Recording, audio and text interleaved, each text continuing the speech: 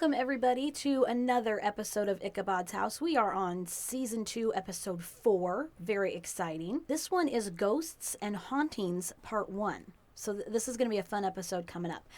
Really quickly, before we get into everything, all of our business and everything, I just want to make sure that I cite our source for today, because sometimes I tend to get a little sidetracked and I forget to do that.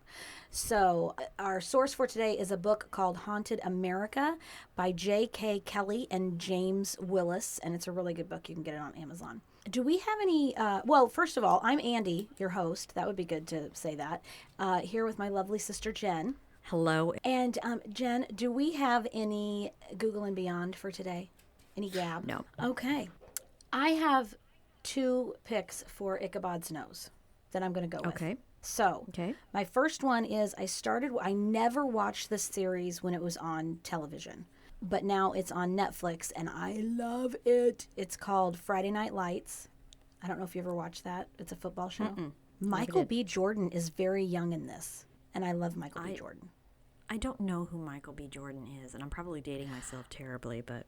I cannot talk to you right now. Have you seen the movie Creed? Oh, yes.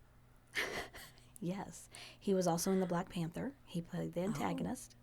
Oh, yes. Yes. I know who he is. I can't be attracted to him in this, though, because he's too little boyish. But the other movies, bow chicka wow wow. Anyway, love him, and he was a phenomenal actor then. I mean, no wonder. I mean, he's just a phenomenal actor. Anyway, love it, love it, love it. And then I watched the new Scream movie where they bring back all the alumni. And so Scream 2022.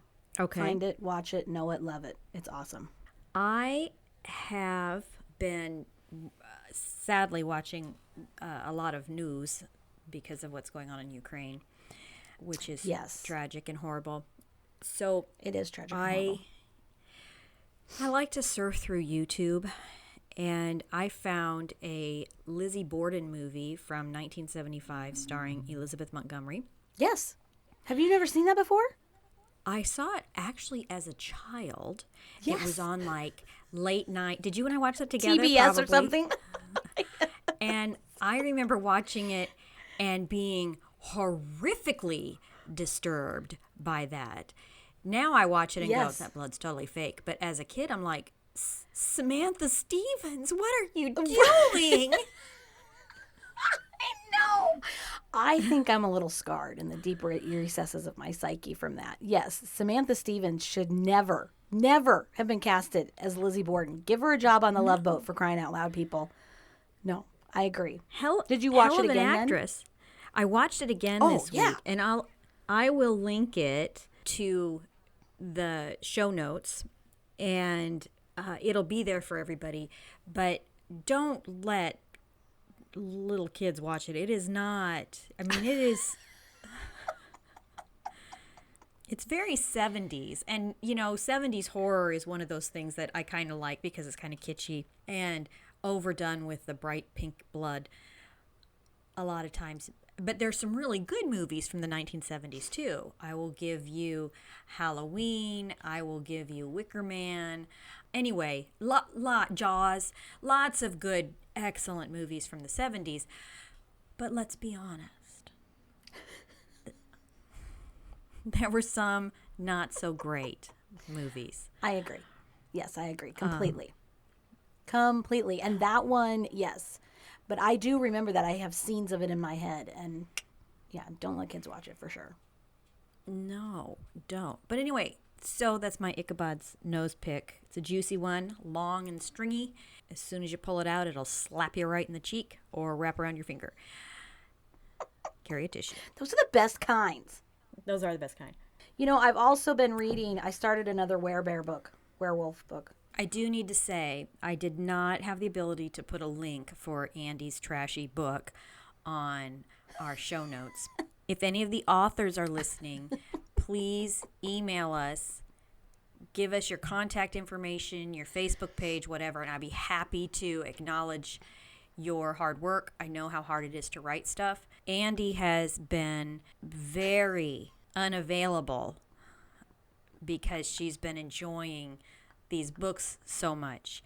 She's stopped answering her phone. She stopped answering text messages. Her children can't find her. She's taking hot baths all hours of the day and night. I really am. I have to say, I've knocked down my Zoloft level, so now I'm a little randy. But they are on. I found another app. Okay, there's one app called Just One More Chapter, and you can find all Werebear, Werewolf, Vampire books on there.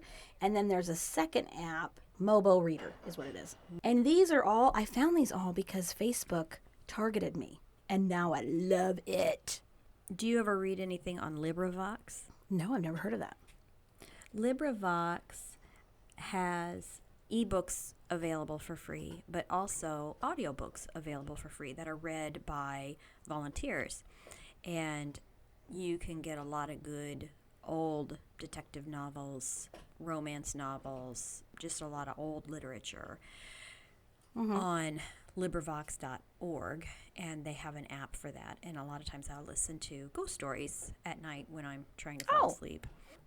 I'll put a link to all of these on our show notes today. All right. Well, this week we are going to talk about ghosts and hauntings in America. West Point, New Jersey, Yale, Gettysburg, Carbon County Prison, and the Hoosac Tunnel are just a few of the locations we'll learn about. That's right. But before we get into all that, we need to go over some ghost facts or frequently asked questions, such as number 1, why do children see spirits and adults don't?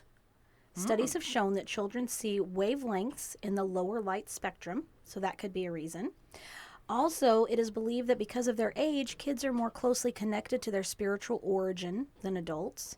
And also, adults might not readily admit to seeing spirits for fear of ridicule. So it's not, maybe it's not that the kids see them more. Maybe it's just more reported in kids because adults don't want to admit it. Ah, yes. But, I have a theory, which, you know how when you're holding a newborn baby like in front of you and you're looking at it and you're going cuckoo and you love it and blah, blah, blah, but the baby never seems to be looking at your eyes. The baby's always looking up like at a halo around your head. I think that's your deceased relatives looking over you at the baby. And going coochie coochie coo. And going coochie coochie coo, and the baby's going ooh, ooh, ooh, ooh, back at him. I'm telling you, next time, look at a newborn baby, see where their eyes are. It's not at your eyes, it's above your head. Interesting. Okay, so that's what I had for that. Okay, and can ghosts cross water? Yes. Ghosts are energy, and water is the best conductor of energy. I don't know if it's the best one. It just sounded really good. Also, some believe that ghosts are actually attracted to water, and that's why you'll often see a great deal of paranormal activity on or near water. That's interesting. They hypothesize that a lot of the bipedal cryptid sightings occur near water because water can open portals and things to another dimension. Wow. I believe it. I know, right? Okay, so I believe it. Can ghosts really float above the ground? Well, we know banshees can. Yes. When they're done washing their dead body parts, they like to float around for a bit. Yes, they do. Okay, so yes, ghosts are made of energy as we discussed, and the spirit world works like electricity. Ghosts appear to float because when they touch the ground, they're absorbed by the earth. They are grounded. We don't know about the mystery of the audible footsteps, however, which is kind of interesting because one of the biggest things in hauntings is noise, right? Footsteps, right. taps, right. raps, lumps, or not lumps, Yep. bumps, things like that. Lumpy gravy. It's a very mysterious thing in the paranormal world. My, what big lumps you have, Mr. Spirit. Andy, my lumps are up here. Do you know where you're at? Oh. Yours and my boobs were a topic of discussion yesterday with Elizabeth because she's 14 and asking about boob size and all that. And I said, they can change throughout your life. They can and do. She's like, well, look at you. You're really big. I said, I wasn't. I said, and your Aunt Jen had just given birth to I think it was Maisie. And I said, she told me she was a size A, and I didn't believe her, so she grabbed my hand and made me feel her up. Do you remember that? And Elizabeth goes, what? And I said, it's a sister thing. I can totally feel her up. But I was just saying, my point was, that breast size for women changes throughout your life. It ebbs and flows. So I've already talked about your lumps. Thank you. This weekend. I appreciate it. Okay. So moving on from my lumps and Andy's lumps, we're going to go to number 4. Can ghosts really attach themselves to people like stalkers? Yes. Spirits can have unfinished business, causing them to attach to a person who conjures up emotions for them, either good or bad. They can attach to places they had a strong connection to, like where they lived, worked, or died. They can occasionally attach themselves to a stranger because that person can see or hear them, but this is usually temporary. Right. So it's like a medium or something like that can... Like Whoopi Goldberg in the movie Ghost. Exactly. Or the Long Island medium. Okay. So how do ghosts move objects or manipulate electrical devices? It's simple. They use energy, both their own and borrowed energy, to move objects, make noise, play tricks, and just wanting to catch someone's eye. Because spirits are energy, they are able to borrow energy from electrical or battery-powered devices. This is why you might notice your fully charged battery being completely drained on a ghost tour or a ghost hunt. And they can use this energy to control other objects. So where is the best place to see a ghost? Well, they can be found just about anywhere, but there are some better than average viewing areas: cemeteries, old houses, battlefields, hospitals, colleges, and restaurants. I personally have had or known someone who has had an experience in an old house, battlefield, college dorm, and a restaurant. Jen, what about you? Oh, hell yeah. Yeah, we had plenty of experiences at our house growing up in Ashland. I had experiences in my very old 2-story farmhouse in Seward, Nebraska. I had a sister-in-law come stay with us when we lived in Virginia, and the place we lived in Virginia was the site of Revolutionary and Civil War both, and so a lot of activity in that whole area. And my husband Chris, his sister and her husband came to stay, and she's had 2 sets of twin boys, and the youngest set were babies at the time. And so she was sleeping in the back bedroom, and her 2 boys were in their playpens sleeping. It was nighttime, and they started to fuss, and someone shushed them very gently. Shh, shh, shh. So she told us about that. We would smell perfume periodically in that house. When we bought the house, there was a grandmother living there with the family. And a couple years after they moved out and we moved in, a state trooper showed up at the house to do a death informing. And he was looking for the people who had lived there before because she had passed away. So she had died in an accident. And so we had to give them the new location. I know, but we think that was who that was, a grandmotherly person who was tending to the little babies, and then she was, we just smelled old lady perfume every once in a while. So I never felt, and I spent a lot of time alone in that house, scared. I wasn't ever scared of any of that stuff. So, and I think that we all know, if you haven't had your own personal experience, you've got to know someone that has. So, ghost sightings are everywhere, can be everywhere, anywhere. Doesn't matter. Did you have a story to share? Oh, well, just about my house for sure, where Alex thought, we tried to get him to lay in his toddler bed, and he said, no, I can't. And I said, why not? You get this whole bed. And he goes, no, that guy's laying there. What? What are you talking about?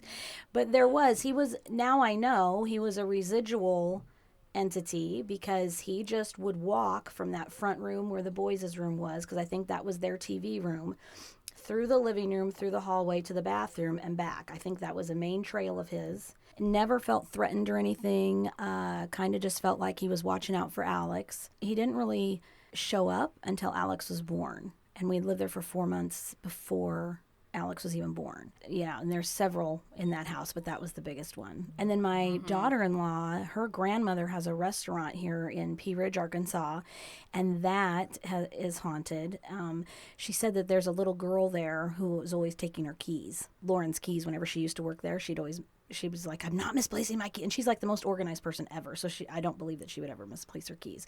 But they did have a medium come in there, and they confirmed that it was a little girl who was in that restaurant. And then college dorm, Wayne State College, the dorm Pile Hall is haunted. So I know that my friend Tammy has had a lot of experience with that. And then here, we live right next to a battlefield, the Pea Ridge battlefield from the Civil War. And I've heard several stories from people who have gone there and experienced. And there's groups around here, ghost hunting groups that go there and have experienced several things too. So yeah, I mean, it's kind of everywhere. Mm-hmm. Well, are there different kinds of ghosts, Andy? And as you just mentioned, yes, there are. There's the residual ghost, which is like yours in the haunted house in Wayne, Nebraska. This is the result of an activity the spirit executed numerous times while alive, or the result of a violent death. Now, it doesn't sound like your ghost had experienced a violent death, because mostly he was just walking back and forth. He probably had to get up and pee a lot and would walk down the hall and come back. Yeah, and he did die of a heart attack on the toilet. So there you go. There you go. But no violent, no shoot 'em up or anything like that. Yeah.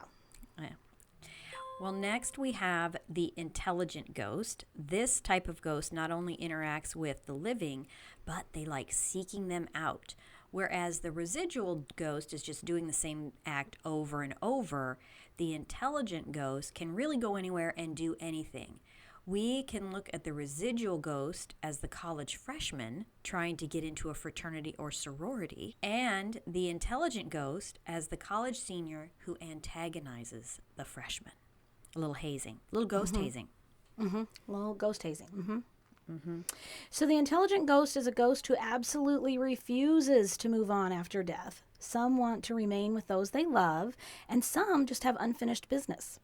These are the ghosts who attempt to communicate with the living by making themselves known. The black sheep of the intelligent ghost category are two types of entities that no one wants to encounter: the demons and the poltergeists. What you believe or don't believe about demonic entities depends a lot on your religious beliefs. However, because demons are thought to interact with the living by sucking one's soul from their body, they are categorized as intelligent. So would a demonic ghost do they drain energy from humans, whereas other ghosts drain energy from batteries and that kind of thing? Demons just use a different power source? Yes. Well, yeah, because they possess you, right? They lock on. They're kind of like a leech. Okay, I gotcha. Well, there's a lot to be thought about poltergeists. Some believe that because humans are a target of poltergeist activities, such as flying books or dinnerware, this makes them an intelligent ghost. Others believe they're nothing more than violent releases of energy, which would make them residual. Still, others believe a poltergeist is nothing more than the result of irregular brainwaves in humans, which means they aren't ghostly at all. That's the theory I ascribe to. Do you? Yeah, I do. Okay. I think poltergeists are often associated with an adolescent, and I think they are uncontrolled bursts of energy or brainwaves from a chaotic individual. And who's more chaotic than an adolescent? Right. Yes, I totally get that. I completely understand. But you'd have to be really chaotic. I mean, like, it must be something, because, there's people who are abused or have trauma or suicidal thoughts or whatever that don't have a poltergeist, or that can't create a poltergeist, or don't have violent outbursts of energy in the ethereal realm, so to speak. So that's really interesting to me. I think that that's a possibility, but it's so rare. So what is it that makes an adolescent have that ability? You know what I mean? Because it's got to be something more. It's got to be something in their DNA or in their chemical makeup, because it's got to be something more than just a chaotic life. You know what I mean? I think that's a catalyst for it, but it's got to like flip a switch or something in them, don't you think? Yes, I do. I agree. But I also think that's why they're so have rare, it in them, right? Yes, absolutely. Yeah. Okay, now if you were going to go ghost hunting, which Jen and I have, you are going to need to properly gear up. This is very important, people. You want to be able to know the difference between a cold breeze and an entity that is stalking you. You will first need an electromagnetic field detector or an EMF detector. This device measures changes in the energy field around you. One will cost you between $20 and $75 and comes with the option of an LED screen for better ghostly vision, people. An electric voice recorder can be helpful to capture proof of your ghostly entity. This device records sounds that the human ear can't detect. True story. Andy and I went to stay at the Crescent Hotel in Arkansas and left recorders as well as cameras going, but somebody insisted on leaving the television on at the highest volume possible for quote-unquote security purposes. So we really didn't get much in the way of audible recordings from any potential entity that would have been in the room. If there had been, it would have been something like, can we turn the fucking television down, please? Yeah, imitate what you heard. Yes, a lot. We did hear that a lot.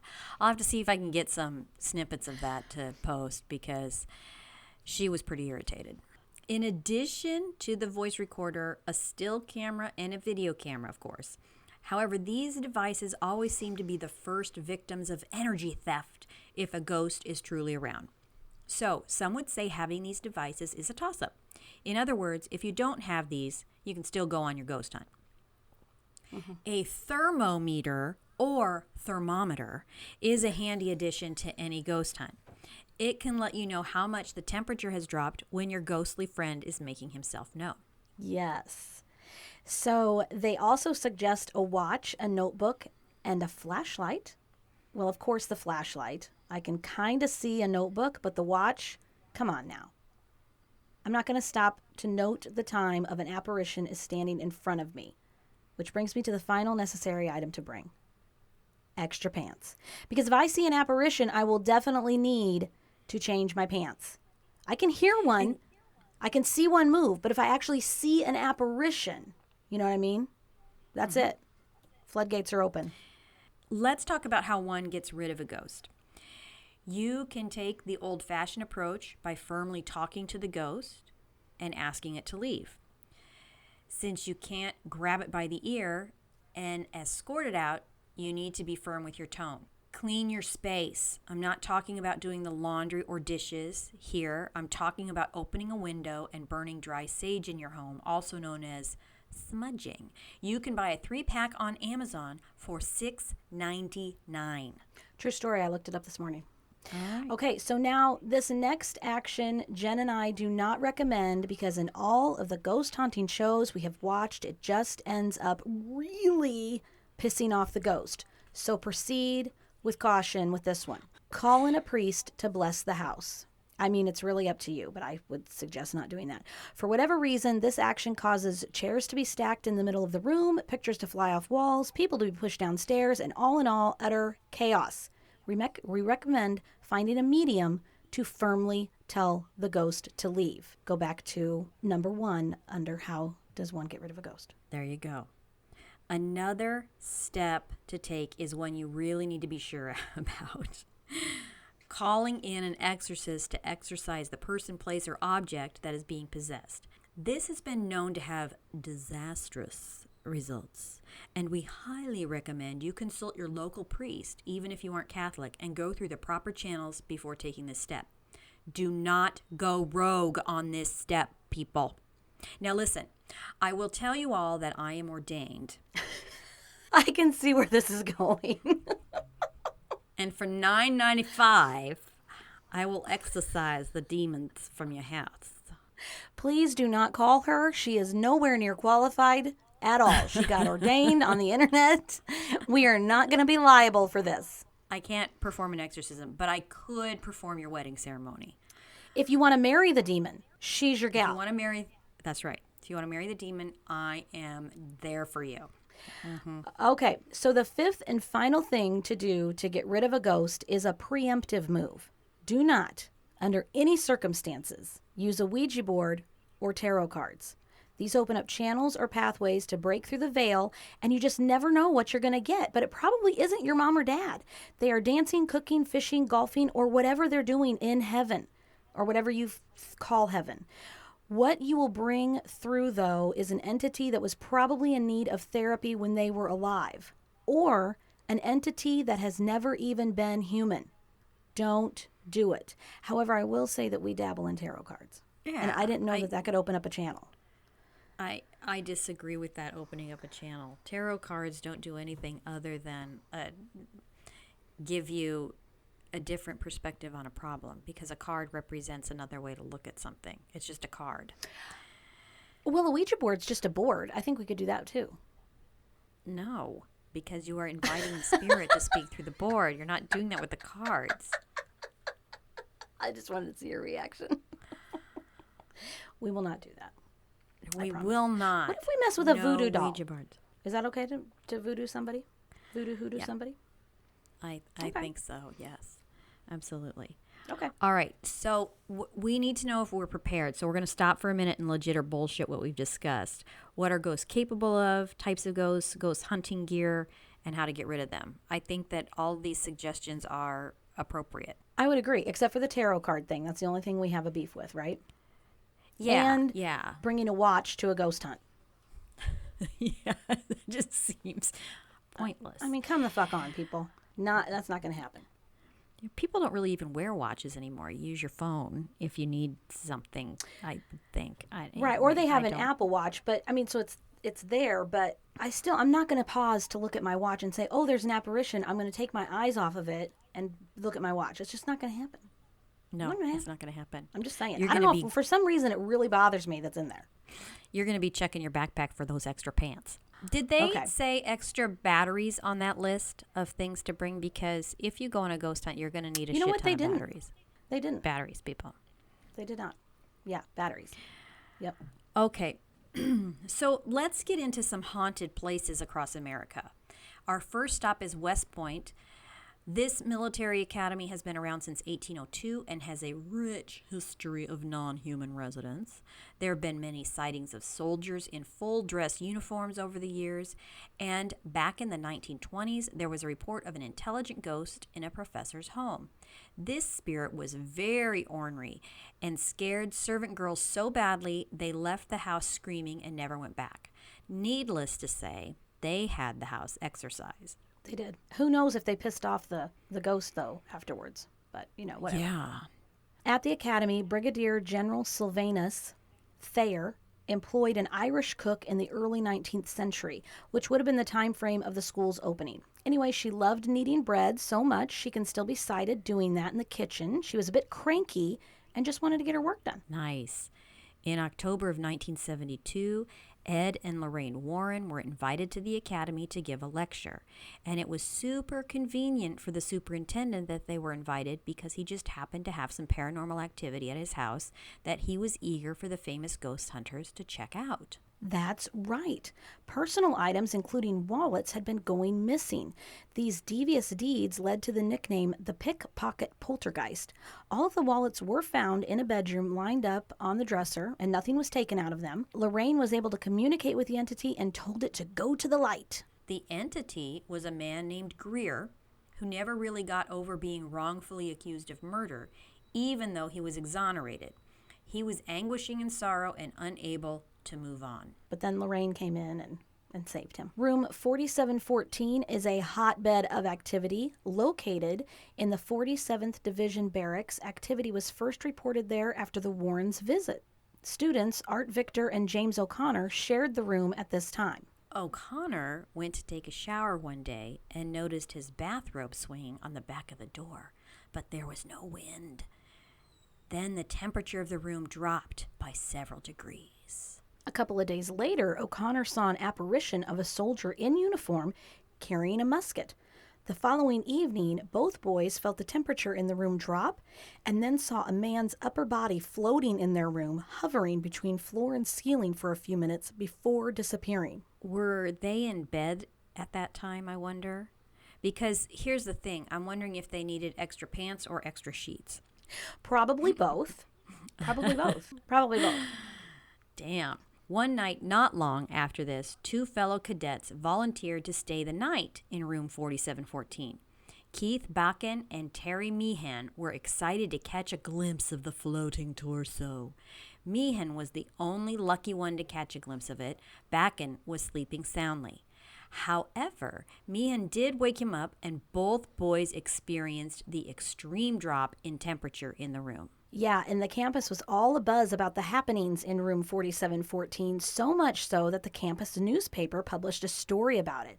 This caused a lot of attention and students volunteering to stay the night as well. Can you imagine? I mean, they'd all just be clamoring to get in there. Yeah, it would be fun, right? A thermocouple was used to measure the temperature drops, and the coldest air was always found near O'Connor. It could be suggested that the entity was haunting O'Connor because of this, and the fact that he saw the entity in a completely different room while his friends were all in his, room 4714. The 47th Division barracks are located near the site of a house fire that killed an officer. It is also close to a Revolutionary War-era graveyard where soldiers are buried. Whoever it was, it must have got bored and realized that whatever it was hanging on to wasn't there anymore. It hasn't been seen since the early 1970s. Ooh. Okay, so let's talk about poltergeists, aka the attention whores of the spirit realm. Yeah, we're talking to you, poltergeists. While other spirits are content roaming, floating, or commanding a human host's soul, poltergeists really like to let everyone know they're there and that they are angry. Yes. Let's talk about the Seaford Poltergeist. This entity made itself known to the Herman family in Seaford, Long Island in February of 1958. Lucille and Jimmy had just returned from school when several bottles in different rooms of the house all popped their tops and sprayed their contents all over. The family tried to explain it by excess humidity and pressure building in the bottles, but the bottles were all screw tops. There really seemed to be no rational explanation. This happened several more times, and Mr. Herman started to suspect Jimmy was behind the shenanigans. However, Mr. Herman watched Jimmy carefully during one of the episodes and concluded that he couldn't have been behind the popping tops. They called the police to report the activity. The police did their due diligence and went to the house to investigate. Sure enough, they did witness the popping tops firsthand. A formal investigation was launched, but while the incidents kept happening, no answers were found. A priest blessing the house did not help either. An exorcism was considered, but rejected because the incidents didn't resemble the work of a demon. They were deemed the actions of a poltergeist. But I have to ask you, why do they keep putting popping top bottles in their house if they're just popping and spraying everywhere? I have been reading a book called Poltergeist that was written in 1972, and it goes into depth on the investigation into the Seaford home with the Oh, Hermans, really? Actually. Yes, so I have just Oh, been reading fun. about this. And they were screw tops. They were all screw tops. It would be bleach in the cellar. It would be a bottle of holy water with the screw top. It was starch under the sink. It was a bottle of kaopectate in the bathroom. And the investigators who came from the university there conducted experiments they got dry ice and put it in bottles to see if buildup of pressure and humidity as the dry ice dissolved, dry ice is carbon dioxide. And so if you let it dry, pressure will build up.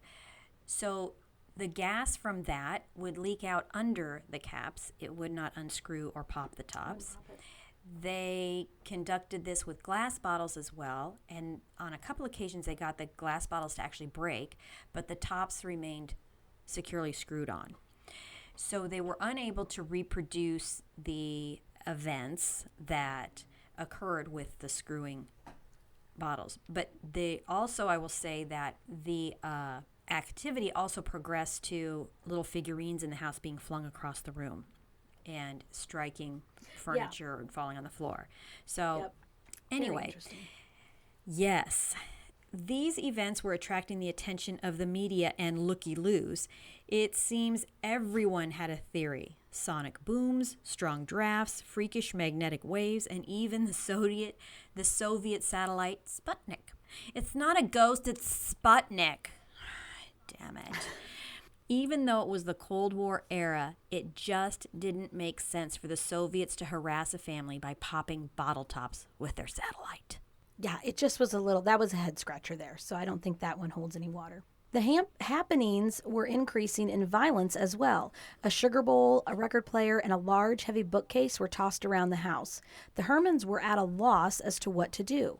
Experts from Duke University's parapsychology laboratory came in to help. That's right. Their theory was that basically it was Jimmy who was causing the activity with his hormones. Damn teenagers always finding a way to mess up the house. According to the Duke experts, Jimmy was unwittingly moving objects via recurrent spontaneous psychokinesis, or RSPK. Since Jimmy was at or near every incident that occurred, they figured him as the culprit. After 67 incidents in 5 weeks, the Herman family's lives returned to normal. No one has ever been able to solve the mysterious happenings and give a concrete explanation. So let's pause here and legit or bullshit both the West Point apparition and the Herman family poltergeist. What do you think? Oh, legit. Yeah, I mean... Yeah, me too. West Point, yeah, of course. Totally haunted if it's, close to battlefield, soldiers, whatever. Yep. Absolutely. And poltergeist activity, completely real. And as I kind of mentioned my opinion at the beginning of the program today, teenagers are 100% of the time associated with poltergeist activity.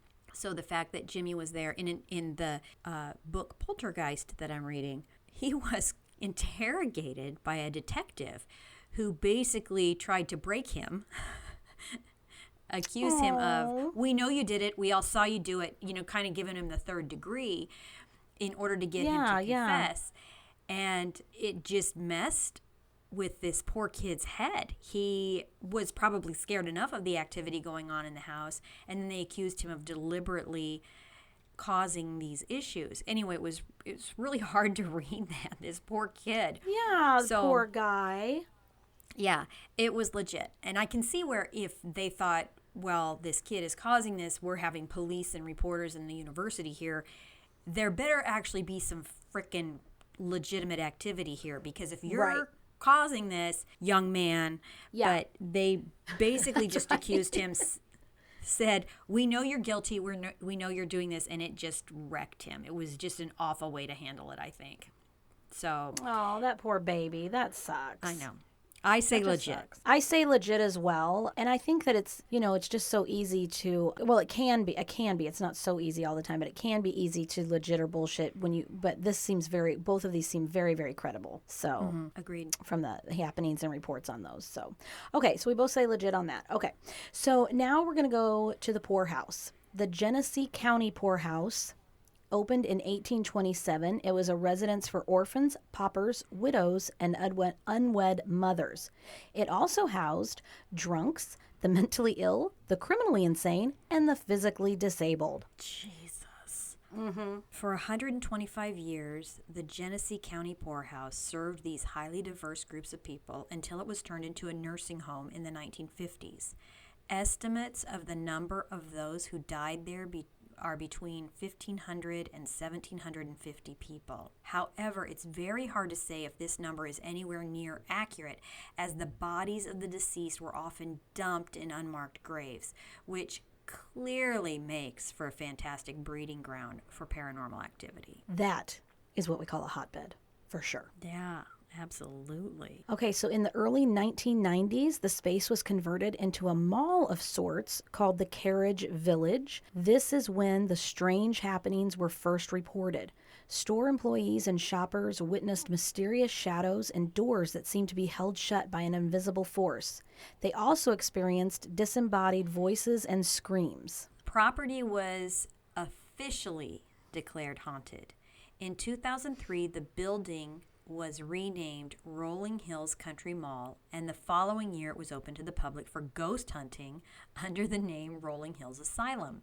Today, however, the property is owned by Sharon and Jerry Coyle and used as a paranormal research center, hosting ghost tours and special events. Former owner Lori Carlson said that shadows and voice phenomenon are common occurrences, especially on the first and second floors of the east wings. It is said that the spirits are most active between 3 and 5 a.m. If you walk around the second floor at this time of night, you might hear footsteps above you. However, there is no third floor. Oh, Dun, dun, dun. cool. Nice. The apparition of an older woman has been seen going into the ladies' room just outside the former cafeteria area. A man with a goatee has been seen walking around the same spot. Also, a former meat locker is a great place to catch some electronic voice phenomena.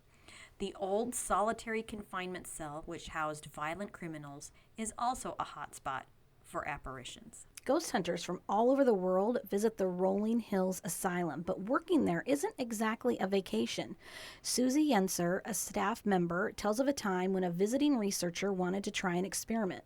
In the basement, there is a room known as the Christmas Room, where toys can be seen moving by themselves. It's important to note that no lights or detectors were used. The only lighting came from a pink glow stick that was set in the middle of this circle of people. Only Susie was allowed to speak. She was asked to try to make contact, and it worked. The glow stick moved back and forth, and a toy rocking horse in the room started to rock. Susie and others saw a phantom arm that appeared to be reaching for a ball. Then it disappeared. Investigators from Central New York ghost hunters were convinced that this asylum was a hotbed of activity.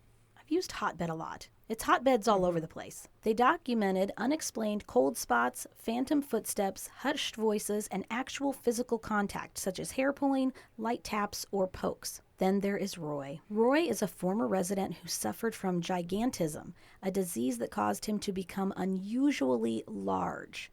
He grew to be over 7 feet tall at a time when 6 feet tall was considered exceptionally large. His parents were embarrassed by his appearance and left him at Rolling Hills when he was just 12. Oh my! He lived there until he died at the age of 62. Roy was a gentle and kind soul, and his spirit emits that same innocent energy.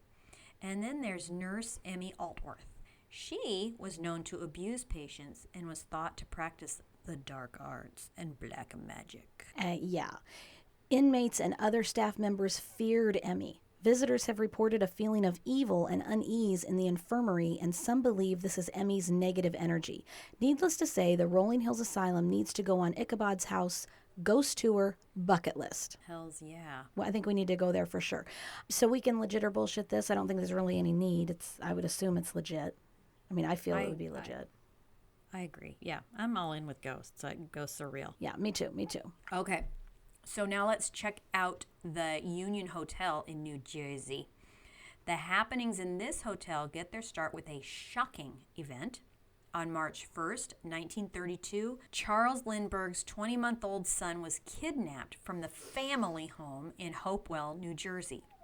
Even though Lindbergh paid the ransom, the little boy's body was found half buried along the side of a road not far from home. The suspect, Bruno Richard Hotman, who was a carpenter and a small-time crook, was taken into custody on September 19, 1934.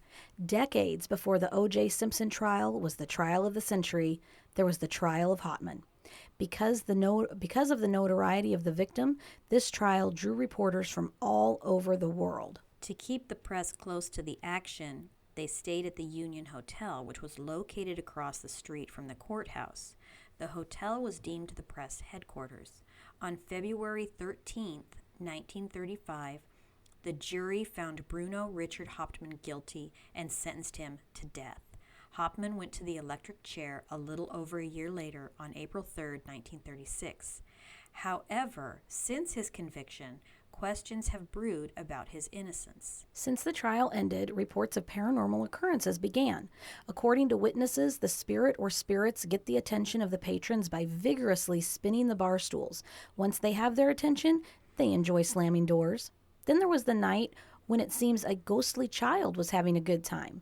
The bar in the hotel closed and a bouncer locked the doors to the foyer. He then joined the rest of the staff for a drink. Soon after, the doors flew open and a cold breeze blew past the group.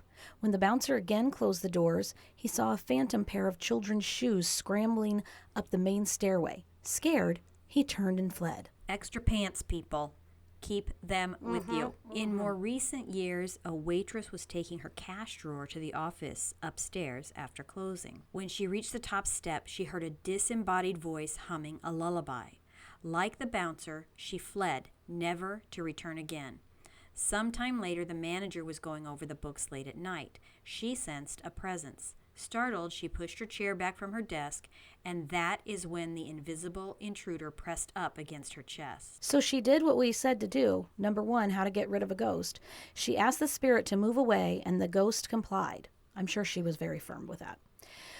While she was happy that the ghost was respectful, she was unsure whether she did the right thing, because she believed that she might not ever have another encounter like that again. So it startled her, but she wanted another encounter like that. It is doubtful that the manager encountered Hotman's ghost because he never stayed at the Union Hotel. More likely, it was a smarmy reporter who had stayed there and imbibed on a few too many drinks. And she's like, get off my lumps, dude. So now we are going to move beachside in New Jersey to the Mansion of Health. Oh. This was the largest hotel built on the Jersey Shore at that time, 1822. This was a beautiful, sprawling, 3-story hotel right on the beach. On April 18th, 1854, however, it was anything but a beautiful scene. That's right. A violent storm took place on this day, and the Powhatan ship, filled with 300 German immigrants, was doomed. As it arrived on the coast of Long Beach Island, the storm tossed the boat onto the shoals and ripped a hole in its side. Passengers fell overboard, and later, dozens of bodies washed ashore. Just a little bit of history here for a moment. A person known as a wreck master was in charge of salvaging cargo from the shipwrecks and arranging the storage of bodies until the coroner could take charge. The wreck master for Long Beach Island was Edward Jennings, who was also the manager of the Mansion of Health. As you can guess, all the bodies from the shipwreck were brought to the beach in front of the Mansion of Health. So now, when the coroner arrived, it was easy for him to determine the cause of death of everyone, obviously. But he was perplexed about one thing. There was no money on the victims. Money belts were common, and not one person was wearing one. 4 months later, another storm gave way to a hole near the stump of an old tree. Dozens of money belts were found in the hole, cut open and empty. Edward Jennings, being the only suspect in the robbery, got out of town, escaping the law. Supposedly, even though Jennings escaped the police, he was constantly haunted by nightmares that left him sleepless and ruined. He died several years later in a barroom brawl in San Francisco. But Edward Jennings wasn't the only person the victims of the shipwreck were haunting. Shortly after the accident, disembodied sobs and ghostly figures walking across the hotel balcony were observed. Eventually, as with all good hauntings, the Mansion of Health got a haunted makeover. It became known as the Haunted Mansion, and people avoided it. It was abandoned, and the structure slowly started to rot away. During the summer of 1861, 5 young men decided they would like to spend the night in the abandoned hotel. During the night, one of the men saw a glowing apparition of a woman holding a baby looking out to sea. The young man quietly shook awake his friends, and they all gazed at the figure bathed in moonlight. They all observed that the light shone right through her. The woman suddenly vanished.